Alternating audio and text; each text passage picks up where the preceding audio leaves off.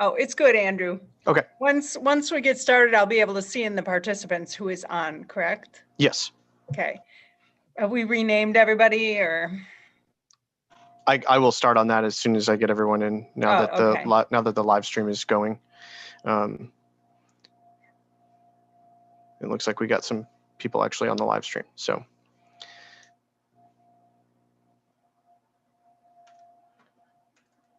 Thanks for joining us this morning. Just hang tight for a few minutes while everybody gets on. Appreciate you taking the time to watch.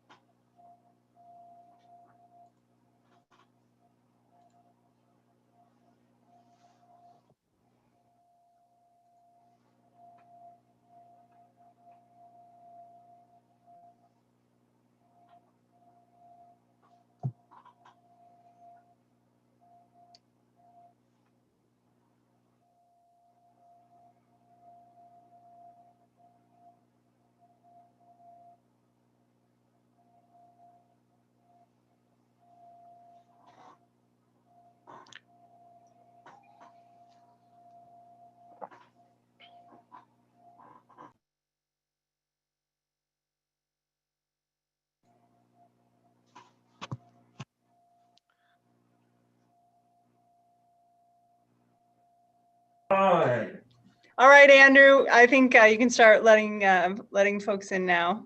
Okay, sounds good. People should be joining us in just as they come in. And just FYI, I have a hard stop at 10:30. I have to get on another call.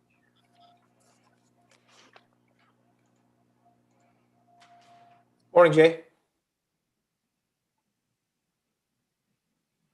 Hi, Eric and Jay and Angelique and Julia and Emily and Mary Lynn and Andrew and Morning, Mayor. Vice President Biden. Welcome.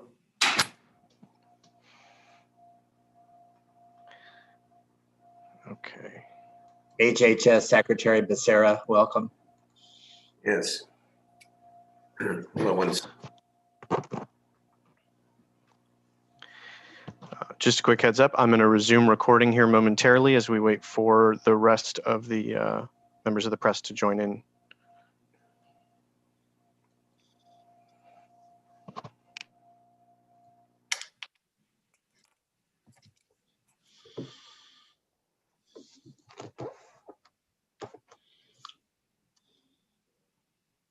Okay, Marilyn, it looks like most of the folks who registered are on. So I'm going to start going in there and renaming them real quick, and I think we can get started.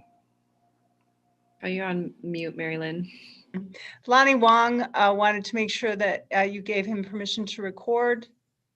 And let's just make sure he's in okay, because he was having a little, he wasn't entirely sure if you registered correctly. He is in, and I can send him a full recording of it afterwards, but I don't know if he'll have permission to record. Oh, okay. All right. But there's also the YouTube, and I'll message him offline and see if we can. Yeah, for their purposes, okay. All right, is everybody on? I'm not, let's see, gallery view. Is Emily here yet? And hi, okay, good. And is Bob here also? No? I'll see him. And we're still waiting on Angelique as well. Angelique's here. Great. Good morning. Good morning. Good morning, Angelique. Waiting for, should we wait a minute for Bob Erlenbush? Yeah, let's just give it a minute. Sorry, everybody. The Zoom thing is generally more prompt than the in-person version, though, I'd say. Bob just emailed me. He said he's having issues with his invite. I'm resolving it. Oh, okay, great. None of us ever have issues with Zoom. Wow. Just a daily occurrence.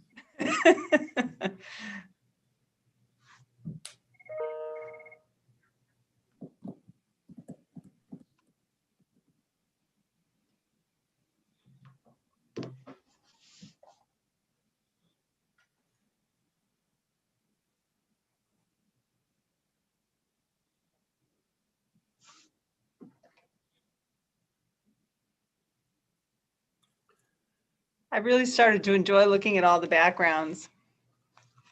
There's really one of two ways you can go. You either go completely simple, right? Like Emily and Eric have here with or like totally solid background, which also looks cool. Yours looks good with the windows and things, or you go with like the homey environment with your like memorabilia and things. Yeah. Or kittens. Exactly. All right. Thanks, Bob. Hi. All right. Let's get going then. So thank you all for coming today to hear about our new proposal for a master plan for homeless housing siting solutions in the city of Sacramento. And we're going to start with the mayor, and then he's going to MC it from there. And when we're done with the speakers, taking a maximum of about 5 minutes each, after that, we'll open it up to questions from the media, and Andrew will be looking in the chat and taking your questions. So let's get started. Thank you very much, Mary Lynn. Hold on one second. I want to change the screen. Okay. Good morning, everyone. I'm Darrell Steinberg. I'm the mayor of Sacramento, and I'm very pleased to be joined today by three of my leading colleagues, Councilmember Jay Chenier, Councilmember Eric Guetta, and Mayor Pro Tem Angelique Ashby. I'm also joined by Bob Erlenbush, well known as a community leader and the head of the Regional Coalition to End Homelessness, and Emily Bay Michaels, who is the president and executive director of the Midtown Business Association and a very important business leader. Today, we gather to make a very important announcement and a proposal around how we intend to address homelessness in 2021. In the city of Sacramento, as I see it, we have a clear choice to make. We can either point fingers and say that this is someone else's problem, or as we prepare for a new city council and a new year, we can double and triple our efforts to make a dramatic difference in helping people off the streets and alleviating this unacceptable growing social condition called unsheltered homelessness. I think before I lay out the proposal, it is important to say that over the last 4 years, we have actually made a significant amount of progress. We have laid a foundation. Together, we have brought over $100 million of new resources to combat the problem to the city of Sacramento. And we have stood up both innovative shelter ideas, as well as funding some of our prominent organizations like the City of Refuge, St. John's, and others to help alleviate the plight. We are in the midst of aggressively now building the WX shelter adjacent to the freeway. Thank you, Councilmember Chenier. We have our $58 million plan funded in part through CARES Act and other federal and state resources, where we're going to be converting a motel in the South area. We have a tiny home strategy. and a multitude of other action items that seek to make the problem better. But if we are honest with ourselves, as we must be, and we look at what has happened, especially with COVID being a real accelerator, the problem in many ways has gotten worse. And so I'm under no illusion that one city can do it all, or can actually, by the snap of a finger or even greater action, can solve the problem. But I believe it's important that we take a step back and recognize where we can do better. And here is what I have observed, more than observed, here is what I have participated in my first term as mayor. While we have brought huge new resources, and we have stood up a number of innovative approaches, because of the nature of the issue itself, much of what we have done is what I call ad hoc. We have a big controversy about the siting of a particular shelter. It takes many months to figure out how to match the funding with the right provider, to find the right site for a tiny home village. The process is often laborious, and it's in part because, if we're also honest about it, this is a relatively new role for a city. We are not a health and human services agency. And as I said earlier, we have a choice. We could step back and say, yeah, this is someone else's problem, but we really don't have the choice because our constituents are suffering. Too many unsheltered homeless people are suffering. Our businesses are suffering.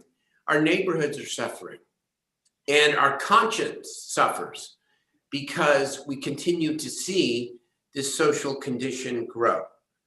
And so over the last couple of months, I know for myself, I've stepped back and thought about what could we do differently.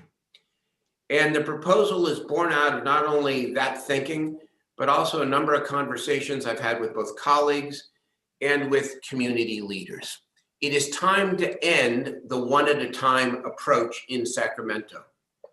I propose that over the next several months, that my colleagues and I do the hard work up front, that we meet every other week in workshop session to develop a master plan for siting all of what we need to get thousands of people off the streets.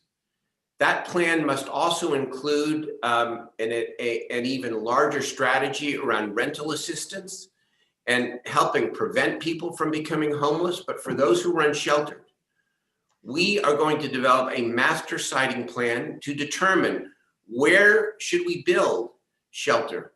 Where should we build tiny home villages? Where should we build permanent supportive housing? Where should we have safe parking lots for people who want to get inside, but only have their car as a temporary means of shelter? Where do we want to approve organized camping? Not something I'm really thrilled about, but I think to recognize that as we pursue a master siting and implementation strategy, that there are places where people can camp safely. And then on the other hand, we will define where people cannot camp and where it is not appropriate to camp.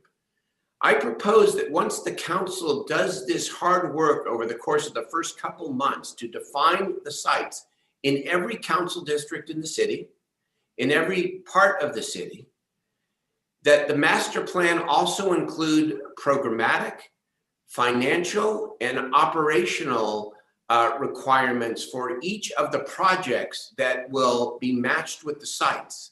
Once we do that, that we bring that plan before the city council again in the first half of 2021, and that we ask the council to take an up or down vote on the plan. And once the council approves it, no more arguing about where we should be serving our homeless residents. No more arguing about whether or not a particular site is the right site. No more arguing about timelines or what it's going to take to implement and actually bring people indoors for the respective site. Now, this idea of a master plan and an up or down vote, and then that up or down vote serving as the signal to the community, to our city staff, to my colleagues and I, that we are now just going forward with implementation, arose out of the experience I had as a young council member in the 1990s when they closed the Army Signal Depot in District 6. Councilman Guerra knows it well. During that era, the federal government knew they had to cut defense spending, and they needed to shut military bases. But no member of Congress wanted their base closed, understandably. So what did they do? The Congress appointed an independent commission who came up with a master list of bases that should be closed based on fair criteria. And the Congress then voted up or down. And they went through a couple rounds of this, and they actually solved the problem. And yes, in Sacramento, some of our military bases were closed, but that was a fair process. And so even though I'm not calling for the appointment of an independent commission, because I believe that the city council, in collaboration with the community, the stakeholders, the homeless advocates, the business community, our neighborhoods, must grapple with this and do all the hard work up front and then rip the Band-Aid off and vote on a siting plan that is the siting plan we are all bound to going forward. This is much like what they did in the 1990s, I think, in a very successful way. Let me say one other thing, and then I'm going to turn it over to my colleagues and a couple of our lead stakeholders to comment for a moment. Everything we do to build shelter or housing of any kind for people who find themselves in the most unfortunate circumstances need to be coupled with good neighbor policies.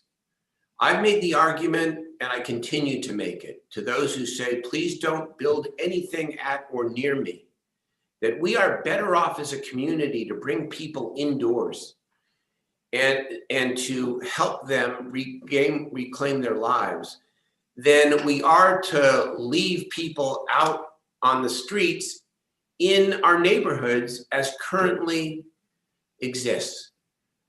But when we promise people that we are going to build quality facilities, like the quality facility we built at Meadowview, like the tiny home village that we built in North Sacramento, like the shelter we're going to build at WX, like what we did imperfectly, but still successfully with the Capitol Park Hotel, then we have to follow through and make sure that these facilities and bringing people indoors actually improves the quality of life, not just for the people who are most affected, but by everyone who lives around them. And that's our commitment.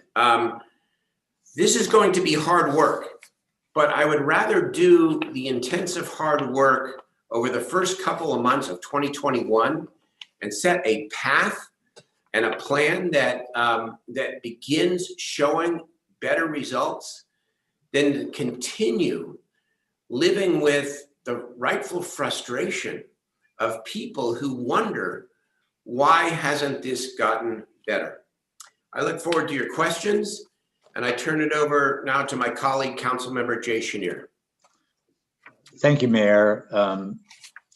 I think you did a good job kind of laying out the context for where we've been, where we are, and hopefully where we're going. I have to say that personally, I've been doing public service as an elected official for 18 years, and I have never encountered an issue that has been more difficult or more frustrating than this. I know that we have done a tremendous amount of work since our first days looking at this and the trips we took to Seattle to take a look at their 10 cities. I know that our staff has done yeoman's work trying to implement both the Whole Person Care Grant and a number of other programs and projects that we've done. But even with that, it certainly feels that for every step forward, we move 2 steps backwards. We have done a lot of good work, but the program has gotten, or the problem has continued to get worse. You can only drive through Sacramento and see it is not, the challenges are there almost on every block that you look at. For District 5, we have multiple encampments. We get phone calls on a daily basis about what we're doing or not doing. We then call our impact team, or we call our new Department of Community Response. They are overwhelmed.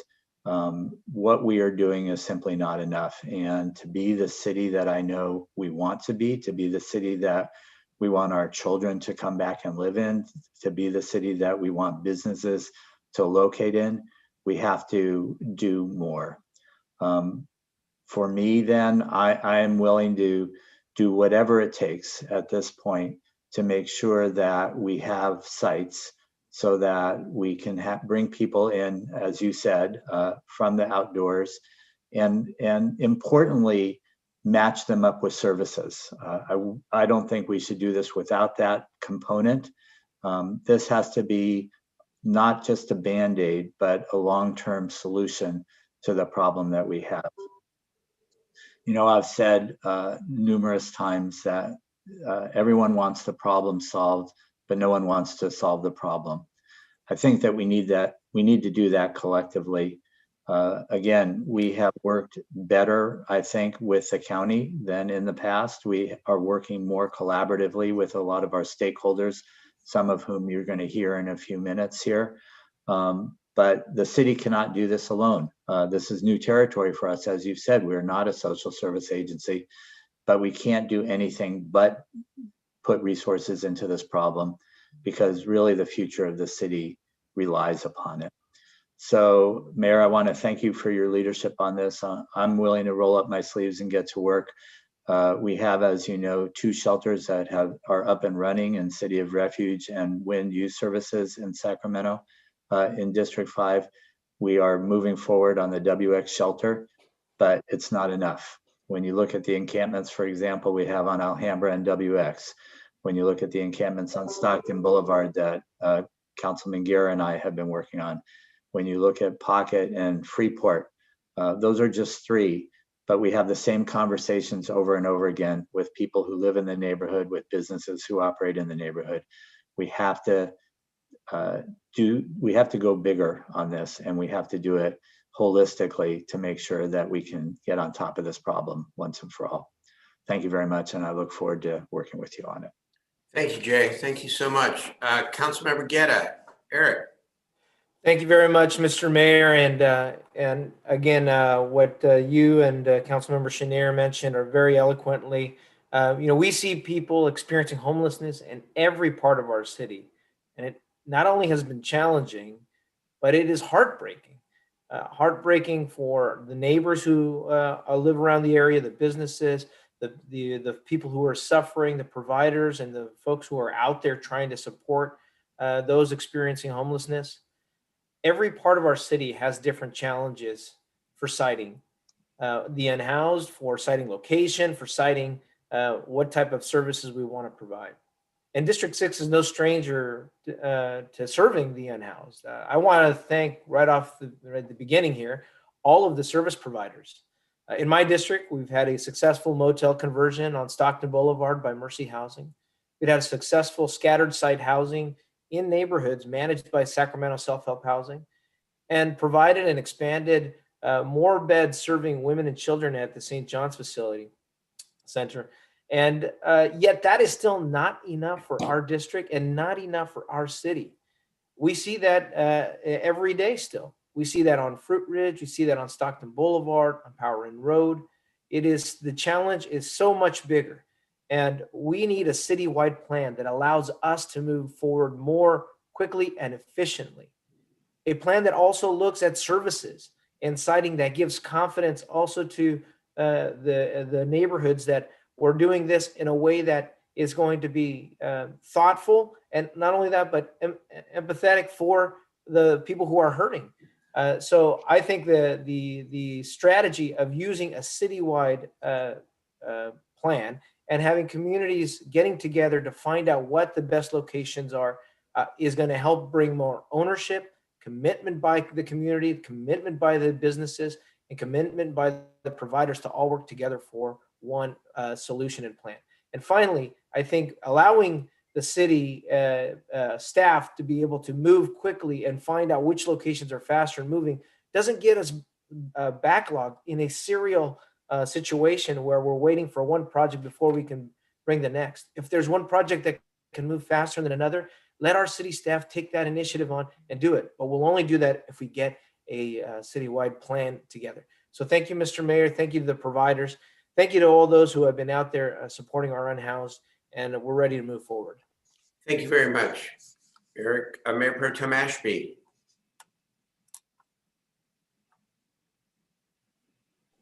Thanks, Mayor. So first of all, I just, say up front that I probably fall in the camp of people who felt for a long time like this wasn't a city job. We didn't have the resources. Health and Human Services isn't our gig. And I feel that over time, it has become abundantly clear that we can take two routes. We can continue to say it's not our job and point back at folks whose job we think it is, or we can find a way to help. And if we don't do the latter, the problem will just continue to escalate on us. And ultimately, it's our city that suffers, our people, our constituents who aren't getting the help that they need primarily, our business districts that feel inundated, and our communities that just don't know where to turn. Neighbors who call all the time to say, hey, there's a homeless lady over here on the corner. I don't know how to help her, but I want to. I think the people of Sacramento have shown repeatedly that they have a heart for service and that they want us to find solutions for folks. And as the mayor stated, identifying where people can be also helps us identify where people should not be. And I think the word of the day here is appropriate. We need an appropriate response, appropriate locations, appropriate solutions. Nobody's saying we're going to, just randomly select slots and we're just going to start placing people there. We're talking about providing wraparound services. We're talking about looking at the strengths of each council district. Councilmember Garrett and Councilmember Chenier each talked about some of the strengths in their district. I think each council district has something to offer, whether it's good schools, nice parks, safe neighborhoods. There are things there that can be used in each neighborhood, in each district. Access to transportation, access to jobs, access to services that can help us identify the appropriate location for each group. There are things over the last 4 years that we have done incredibly well. The funding for women's programs like City of Refuge and St. John's, which I took a lead on, in part was really successful because it was informed by a women and children's roundtable that we hosted in Oak Park. City of Refuge helped. Jay Chenier and I were both there, our offices. And at the end of the day, the funding for that was really identified by the council, but how it would be spent was identified by the people who do the work. Capitol Park Hotel has worked. The transition age shelters in Del Paso Heights have worked. The Meadowview project is a bit stifled by COVID, but we persevered. The mayor was able to open that in the middle of a pandemic. And there are women there being served. The new outreach division with Bridget Dean is working well. SHRA, under the extraordinary leadership of Lachelle Dozier, is doing an amazing job. And everything that we have asked them to do, they have done. But siting continues to be a challenge, even though services are the key to success. As much capacity as we've added, we just have not been able to gain ground on a problem that's growing exponentially. So, we brought forward a 5-point plan and we've adopted multiple points of that 5-point plan.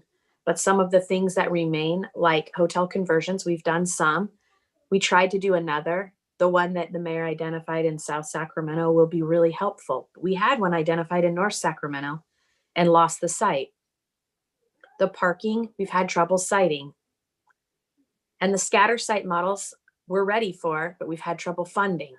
So if we do what the mayor has suggested here by coming forward and focusing, in each area, we'll be able to identify the need, whether that's funding or site or location or service provider. We need to really wrap our arms around what's missing for each of those efforts that we want to put forward for each population.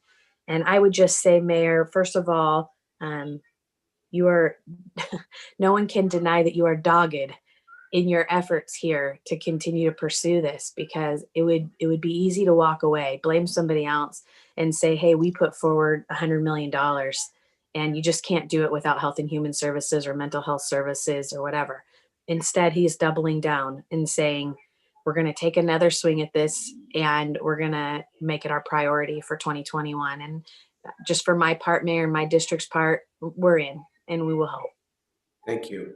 Thank you, Angelique. Thank you very, very much. You know, I suppose when it comes to the siting issue, right, it must be appropriate, and it also must be we also must be aggressive, and it's that combination, right, that we're going to find together. It's time to call the question here, and that's what I hope we will all do together. Let me turn it over to Bob Erlenbush, who has never been shy about criticizing government and appropriately about not doing enough. Bob was gracious enough to agree to come here today after our conversations, and I turn it over to you, sir. Thank you. Thank you very much, Mayor, and thank the council members for being supportive of the mayor's proposal. We're in full support. As a matter of fact, I think you know, Mayor and city council members, that the Sacramento Regional Coalition to End Homelessness, along with area congregations together and other advocates, have been calling for a regional plan for about 8 or 9 years. This is a great step forward for the city, and my hope is that the county joins along with other jurisdictions, so we truly have a regional master plan to end and prevent homelessness. A couple of comments. I mean, I shared your frustration, as many of you did, when you, Mayor, made an announcement, it seems like 2 years ago almost, challenging city council members to site 100-bed shelters in each of their districts. That went pretty slowly. We do have Meadowview and hopefully Alhambra, but we need more. We need safe parking. We need, at the end of the day, truly affordable and accessible housing. Be that as it may, this moves us forward pretty substantially. I would only ask a couple of things, that in the process, and you mentioned it, that all stakeholders are involved, so it's not a plan presented to the community by city council, but community members help build that plan from the ground up, including people with lived experience of homelessness, service providers, advocates, as well as neighborhood associations and the business community and the interfaith community. The second thing that I would ask is that as we develop this plan, we really insist that we use a couple of lenses to build the plan. And I mentioned it to you before. Many of you know that disproportionately people of color, specifically African-American and Indigenous people, are disproportionately homeless. We need to build a plan that looks at the crisis of homelessness through a racial equity lens, number one. And number two, especially for transitional age youth, the LGBTQ community is disproportionately homeless. We need to make sure that we use the LGBTQ lens as well. I would hope that we are on a fast track, that we have a plan by June. But until then, especially now, as we are almost in winter and it's very cold and it will start raining soon, that we open up some warming centers in the city to keep people alive. Thank you, all of you city council members and mayor, for your leadership. Thank you very much, Bob. Thank you for your leadership. last but not least, I want to introduce Emily Bain Michaels by saying that the issue of homelessness is first and foremost a humanitarian issue, but it's not just a humanitarian issue. Its impacts have a profound consequence for our businesses and our neighborhoods, right? And I don't think we should be shy to say that. It's not mean or inhumane to recognize that that we need to make this better, first and foremost for the people who are suffering, but also for the people and the businesses that are so impacted by the growth of the problem. And I'm grateful, Emily, that you would come on to the live stream here and share your words. Thank you. Yeah, thank you, Mayor, and thank you for the opportunity to speak to the business concerns around homelessness. Although I want to start by acknowledging there are many voices on this conversation that are speaking to the business impacts and concerns around homelessness. I've heard you multiple times voice your commitment to the business community and acknowledging these impacts. Same thing with your colleagues, and then our dear friend Bob, who's doing this work tirelessly every day, really leaning into what this looks like. And so, you know, I think the points that I'd like to add to the really powerful conversation that's already been had today are there's sort of three different pieces. You know, the first is organizations like ours, the Midtown Association is a property business improvement district. We represent 92 blocks, growing to represent 104 blocks in the new year in our central city. And, you know, our central city in many ways is really one of the major economic engines of our region, you know, generating a large amount of sales tax, generating a large amount of that culture and creativity that is the reason we all want to live in not just in Midtown, that's where I'd prefer, but that we all want to be in Sacramento. And right now, what we are doing is we are relying on organizations like ours to make additional investments into clean and safe efforts, not just in the central city, but I have colleagues who are leading PBIDs across our entire region. And they are incredibly costly. Organizations like ours are really designed to provide an enhancement of services, an enhanced level of services over the baseline of services provided by the city and county. And in many ways, we are filling gaps of needed services that are really the place for our entire community to be working collaboratively, not just for our business community or our city or our police department or our service providers to be trying to fill these gaps. As an example, in just the past year, our organization has invested over $1 million in clean and safe efforts in the central city. What that's looked like for us is an uptick of over 300% in calls for service to our organization related to homelessness. Those calls for service kind of lead me into the second point, which is, as many folks have already said, homelessness is not just occurring where there are shelters. It is not just occurring where there are parking lots or where there are tents. It is occurring in the doorsteps of our businesses. It's occurring in our dumpsters and our trash cans in our residential areas. It's occurring in our parks. It's occurring in our rivers. This is not just a single part of the community's issue. And the reality is, by not standing up the proper infrastructure to bring these folks into housing or into tents or into their cars, what the right solution might be for those individuals, we are leaving this on the doorsteps of our small businesses, which are having an incredible struggle right now in response to COVID, especially as we watch our ICU capacity go down and anticipate another closure in our region.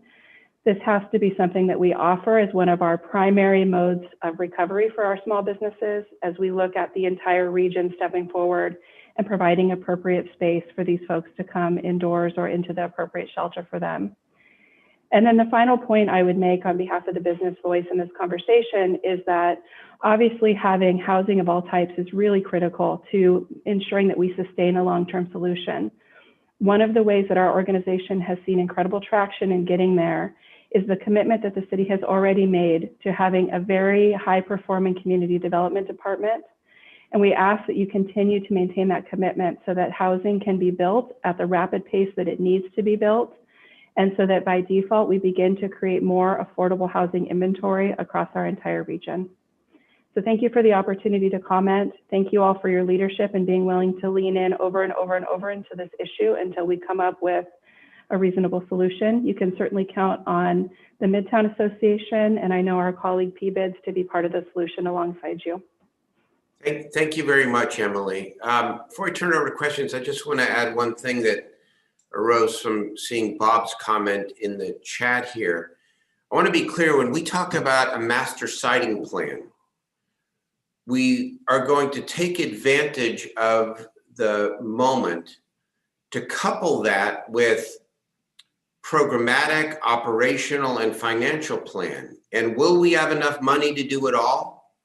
Maybe not at the beginning, but we will prioritize in this master plan which projects and programs come first. And as the money grows, and I believe, one of the ironies of the last 4 years is that I thought money would be the biggest problem. It really hasn't been. We've raised a lot of money. Now there's always the need for more, but with the new Biden administration, I hope a more robust federal housing strategy, the continued investment and attention from Governor Newsom in the state, and our own ability to raise money from in partnership with our healthcare partners and others, we will bring the resources. But the other point is to recognize that homelessness is not monolithic. The master plan needs to recognize that the transition-aged youth have different needs than the older adults, that the LGBT youth and community have different needs than other diverse populations. And so the plan also will recognize the complexity of and the diversity of the populations that we are dealing with, including, by the way, people who simply have been temporarily affected by economics and by the cost of housing. And that's why I emphasize again, we put $4 million, $4.6 million now into rental assistance through our Sacramento Housing and Redevelopment Agency. That ought to be just a down payment, especially as we continue to grapple with COVID in the first parts of 2021. Let's open it up to questions. Mayor, can I make 2 comments really quickly? I have to jump Chair. off to another. So number one, as someone who before WX, we tried a couple of other locations, including the Florin Road Light Rail Station, Fruit Ridge and Franklin as well. Really, really difficult conversations with the communities around there. And this is why I think your base closure idea and using that model is so important. We're going to have to vote for this up or down. If we start picking it apart, we'll never get anywhere. The second thing really quickly is, I know Tony from the Observer had a question about why WX took so long. Mayor, I know you've been involved in this and can answer this question as well, but really quickly, it just, we got an okay from the federal government. We paved the space. We took about $650,000 to do that.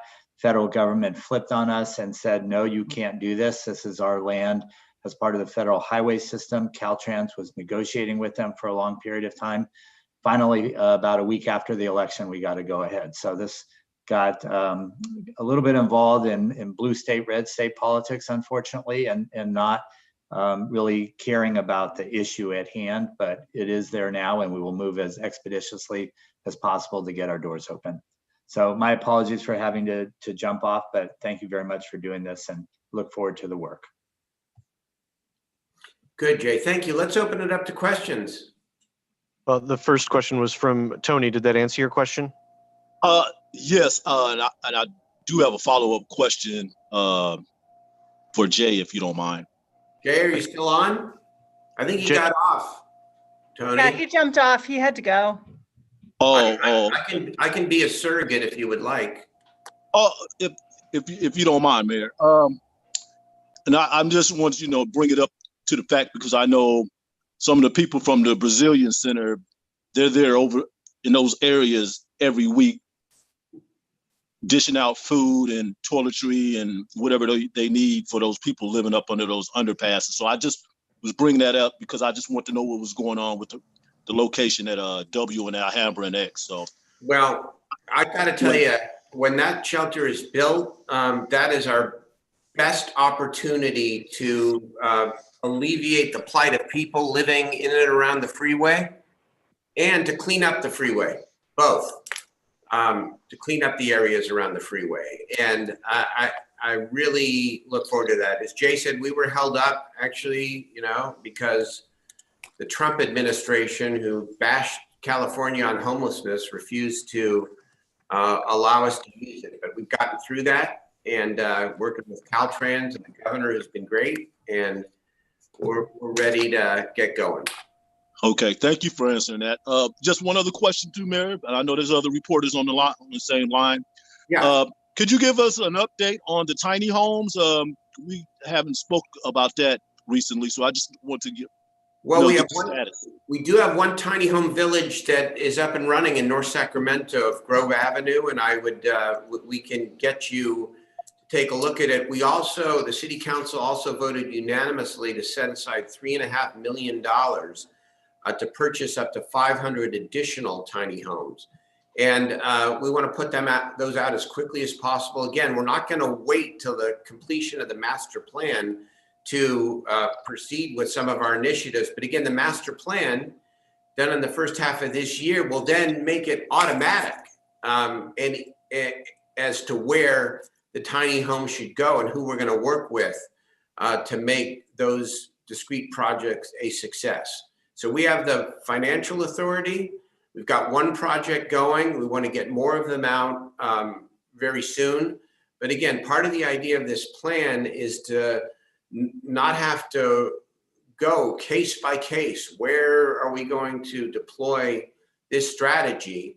But to actually do the work now to decide across the various parts of the city where we are going to deploy these various resources and strategies.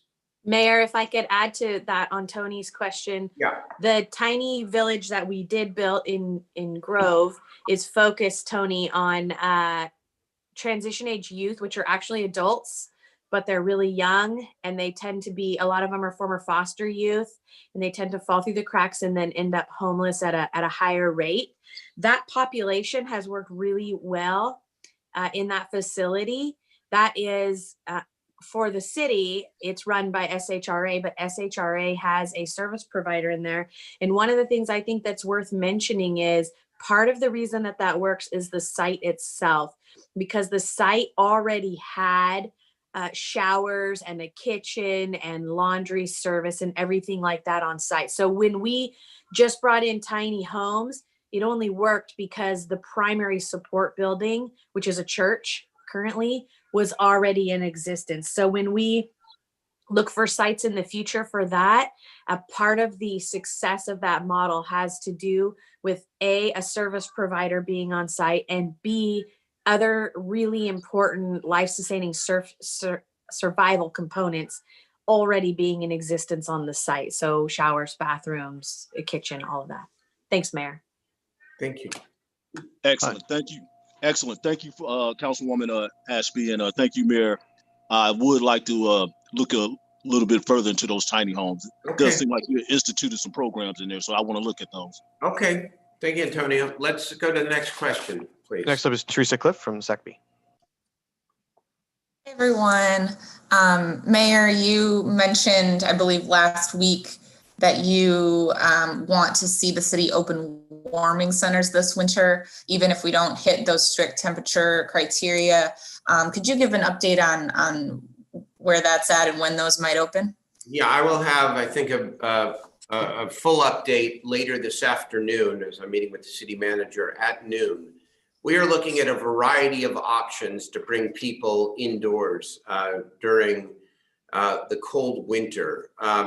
There is a challenge with the traditional warming center idea, which is that under the public health orders, it's complicated to bring large numbers of people into any building and to distance them appropriately to avoid COVID. So we're still looking at that as an option, but we're also looking at increasing our motel voucher capacity. We are looking at the trailers that we have access to that we used during COVID, and we're looking at a number of other options. So I'll be able to report back, if not this afternoon, certainly sometime tomorrow. So next up is Lonnie Wong from Fox 40. Yeah, I'm just trying to get a better handle on this master plan. I mean, theoretically, there could be one district or neighborhood that objects to a location. And with this all or nothing vote, would their views be sort of taking a back seat to other sites that where people want them? I mean, No, does that take a voice away from some more particular neighborhoods and specific locations? not at all. First of all, we approach the siting question believing in the principle of fair share. Secondly, the reason why I did not want to hand this off to an independent commission, but instead engage my council colleagues in the necessary work is I want my council colleagues to lead the discussion in their districts and to help identify the appropriate sites, the appropriate uses, and the populations that we are trying to serve. Now, I have no illusions that when it's all said and done, that and we actually put forward this master plan, that there aren't going to be people in the city who are going to say, oh my God, this is too close to where I live and or work. But this is the very reason why we have to approach the challenge this way. Because if we piecemeal it and have one siting argument at a time, Meadowview being a good example, I'm not even speaking on the merits of it, you know, reasonable people disagreed on that one, but that was just an example of how we took months to argue and fight about one site. I would rather rip the Band-Aid off all at once with all of the sites and have those difficult conversations and even those arguments, so that once that vote is taken and it passes, it represents the will of the city council and the will of the city, and then we move forward. But I have no illusion that this is going to be easy, because it's not. And just one follow-up question. You talk about equity. How are you going to determine how many sites or how large they are in each council district? Would it be a homeless population survey somehow work that out, or how are you going to come about? Mayor, let me help you a little bit. Lonnie, the equity issue isn't just pure numbers. It's not just, 100 in each district, which, by the way, wouldn't even get us to a finish line. Part of it's costing. Some of these solutions all have different costs. And one thing that Darrell Steinberg has done for the city of Sacramento that no mayor has done before is go get hundreds of millions of dollars to address the problem. But it's very hard for him to go 3 blocks over and talk to the folks at the state about homeless funding if we don't give him a specific detailed plan. So if he goes and asks for 8 homeless shelters, when we don't really think 8 homeless shelters necessarily work in every council district, but what would work is, say, a homeless women and children's facility like growing St. John's into my district, or building a city of refuge site in my district, or adding scatter site models in Eric's district or scatter site models in Rick's district. We have to attach a dollar number to that. Those things they have different costs and different assigned values. If what we really want is another tiny home village, then we have to find a location that, like the one in District 2, has showers and bathrooms or is close to transit lines. So part of the equity issue isn't about how many homeless people are in each district, but rather about what each council district has to offer and where we're going to get funding. And equity can be about transportation, access to jobs, access to education, and safety for the people involved in the program and the people in the community. So I think what he's really proposing is a far more holistic solution than just, 100 people here and 100 people there. I appreciate it, Angelique. That's correct. We're one city, and I know we are divided by 8 council districts, but we are one city. And we're not going to divide this symmetrically. It's just not going to happen for the reasons that Angelique said. We have to be fair, right? And fairness is subjective, but we'll define fairness together. as a full city council, as a community with all of its stakeholders. But fairness cannot mean that we do less than what we could otherwise and don't maximize the numbers of people that we can bring in from the cold. And that's the tension point, because I've always said it's easy to pilot, right? I call it the ribbon cutting the ribbon cutting theory of governance, right? We pilot something and we cut the ribbon and it's all nice and we feel good in the moment because there are, 30 or 50 people being helped. And I don't mean to demean that, because the people who work on that project are heroes themselves. But this is a volume problem. Let's not forget it. And even if we cannot address the entire volume alone, and we can't, and by the way, my letter, and this is a serious proposal because it's a long, single-spaced 4-page letter, the letter makes it very clear that we are reaching out to our county partners, who we work very well with, by the way, on COVID, on Project Room Key. I give the county a lot of credit. They actually took the lead more than we did. And we brought more people indoors in a shorter period of time than at any other time in the city's history. So we can't do this alone. But this is a volume issue. And we cannot just see it as, wouldn't it be great if we piloted this or that strategy, help some people while the social condition continues to grow. Okay, thank you. I have no other questions in the queue, but mics are open if anybody else has any final questions. Councilman Guerra, you have any final comments? I think we just got to get to work. Okay. Very, very good, everybody. Thank you very much. Really appreciate it. Be in touch. First workshop, first week, the first week and a half of January. Thanks, everybody. And if any of the members of the press need anything, just ping me. The full letter is up on Twitter and it's up on our blog, engagesac.org, so you can access it there. And there are links to it on Twitter and Facebook. Thank you. Thank you.